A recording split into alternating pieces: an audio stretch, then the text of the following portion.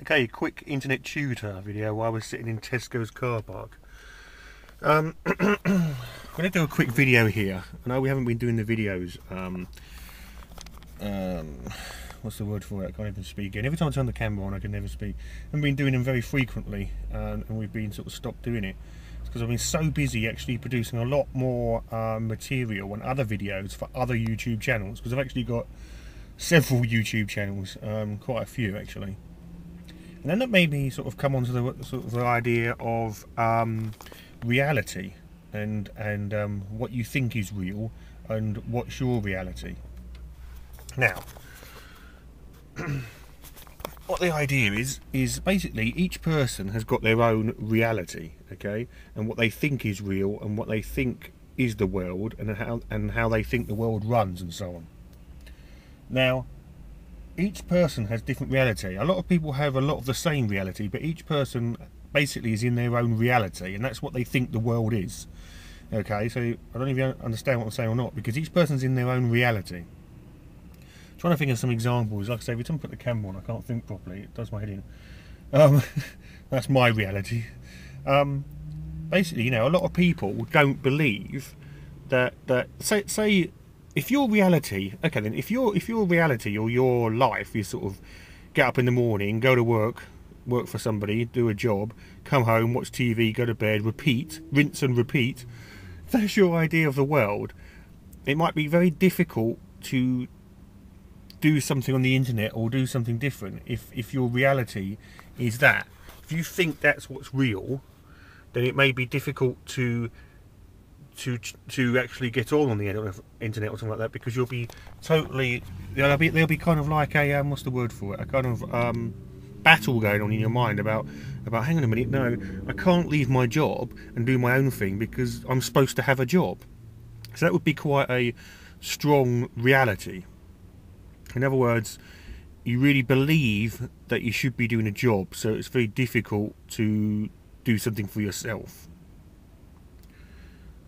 See, I'm in my own reality, and each person's in their own reality. Now, my reality is completely the opposite of that. Say, like, I really believe that having a job is a waste of time, and when I say that, it's just that I believe that I mean, obviously it's not total waste of time. You know, you get paid for it. People have careers. A lot of people have jobs that they really love, and that's fine. But for me, I don't want a job. I had a job 7.5 years ago, and I never want a job again.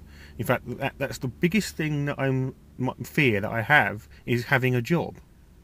The funny thing is that's what I was going to say. That's my reality, but a lot of people's reality, and I only think this because of what they say. So normally when someone says something like, "So I've said that, so I'm telling you my reality," I could be lying, and you know, you'll never know, because the reality of it is you'll never know whether I'm lying or not. But I'm saying to you that I never want a job, and lots of people want a job, because that's all I hear. You know, I can't go down the pub and have a chat with, like, you know, normal people, because all they talk about is, I've done a shift today, or I want this other job, or I want to get a new job, or, you know, what on earth are you talking about? Well, I know what they're talking about because I used to think like that, but I don't think like that now. So I changed my reality. My reality is completely different now to what it was when I grew up, or what I was trained to be. And the school system trains you to be a certain way, or be a certain robot, or be in a certain reality. And I've kind of got out of that. Like I say, that's what's the difficult part, is when you decide to sort of, if you decide that you're going to change your reality and you're going to move on and you're going to make money in a different way, or you're going to do things, or you're going to be rich or whatever, it's very difficult if you're in a section of people and friends who are in the other reality or another reality, because they'll either try and sabotage your efforts, or they'll constantly say that's not possible. And the reason it's not possible is because it's outside of their reality. Yeah, they can't. It's outside of their reality, so that means it can't happen. There's a saying, isn't there, that they use: if it's too good to be true, then it probably is. Now, I hate that saying, because to me that's rubbish. Because you know, because there's loads of things that are too good to be true, or they are true. So what I mean, it's a saying that actually puts people down. In other words, if they have an ideal, they think, "Oh gosh, I'm going to be rich, or I'm going to do this, that, and the other."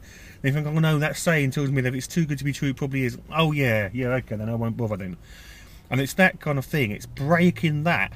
That's one of the hardest things. Making the money is easy, and it's not. Do you know what I mean? I've still got restrictions in myself in my mind that I'm still working on all the time. You know, I want to go to another level, and it is difficult because you do get into a certain level. But the one thing that my reality tells me now is that virtually anything's possible. See, virtually. See that? So that shows you that's still a bit in my reality that's stopping me. Because I should be saying my reality. I'd like my reality to get to a point where anything's possible. Yeah. I do think anything's possible, but there's a slight quiver in there. Yeah. But what I'm trying to say is that's the whole point. You know, is what your reality is what you think. You know, it's like when I go. Like I grew up. In a town where everybody did the same thing, everybody lived in the same house, everybody had the same, everyone's parents worked at the same factory. So then it became that everyone, if you tried to come up with ideas or speak about things that were outside of those ideas, then you were quickly put down and pushed down. And that still makes me angry sometimes. I've got rid of a lot of anger over it, but it still makes me angry sometimes because now I can see some of the different things. I think, my God, you know, all these things are possible, and there's more and more things possible, and I'm excited about the future because I'll find out more things, or I'll expand my reality even more and get even more excited about things. And yet you just wanted me to be down here, you know? And I don't know whether it's people that they're frightened of somebody rising above them, or just something else, or they're frightened of change, or what.